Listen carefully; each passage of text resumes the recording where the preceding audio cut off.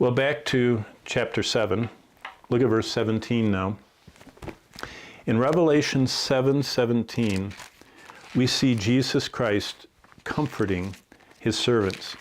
Now, these are the ones, it says, that are coming out of the tribulation. They're the ones that all this wrath has been poured out, and in the process, they succumb because the Antichrist is martyring them. That's why they're called martyrs. That's the fifth of the seals, the martyrs. That was in chapter 6. They're being killed by the Antichrist.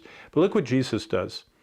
The Lamb who is in the midst of the throne will shepherd them, these that have been saved out of the tribulation, and lead them to living fountains of water, and God will wipe every tear from their eyes. Christ comforts his servants. Well, chapter 8 starts a whole new section. We're going to more wrath. We've seen the greatest revival in history, 9 to 14, the 144,000 special force evangelists. We see God's love, his desire for salvation. But look, the wrath, it's more wrath. And it's time for us to see what God does with all of our prayers. So look at verse 3 of chapter 8. And it says, then another angel having a golden censer stood at the altar. He was given much incense that he should offer it with the prayers of all the saints upon the golden altar, which was before the throne. And the smoke of the incense with the prayers of the saints ascended before God from the angel's hand. Now look back at chapter 5 for just a minute and verse 8. It says, we already covered this up in the last section, but it says, now when he had taken the scroll, the 4 living creatures and the 24 elders fell down before the Lamb, each having a harp and a golden bowl full of incense, which are the prayers of the saints. Did you know what the scripture basically tell us? That right in front of the throne of God, where all the action is unfolding, right in front of God's throne. So if I was kind of drawing what's going on here, here is the pavement, here is the throne of God, and here is God, in his glory seated on the throne. And right here at the edge, they're looking over, and here's the earth. And this is where all of these seals and trumpet judgments are taking place.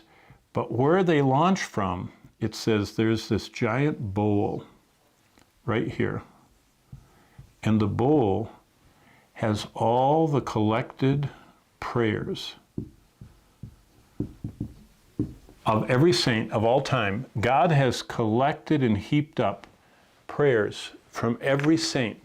That's what it says in Revelation 5:8 and 8:3, that God has these bowls in front of his throne, and what he does is he answers them, and the answers, a lot of them come down with his judgment upon sin on the earth.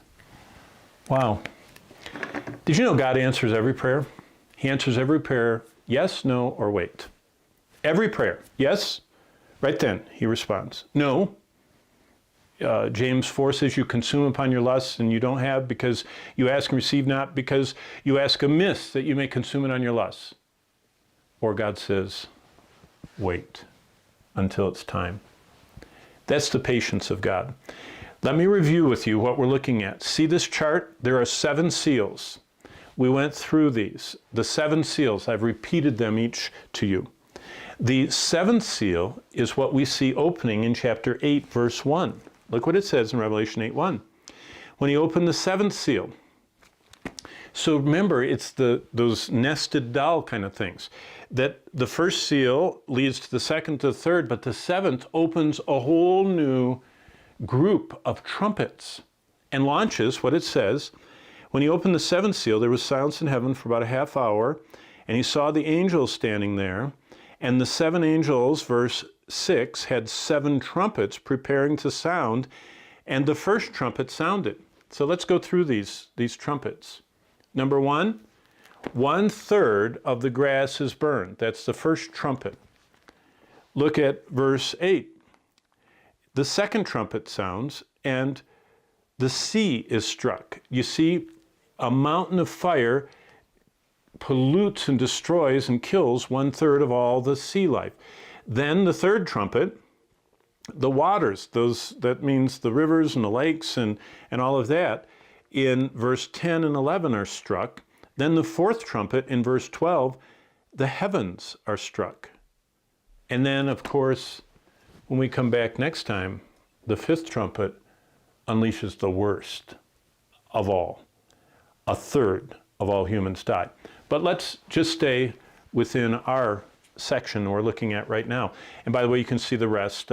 These are 3 woes: the fifth trumpet, the locust, the Euphrates angel, and the mystery of God finished. All of that is coming in the succeeding chapters.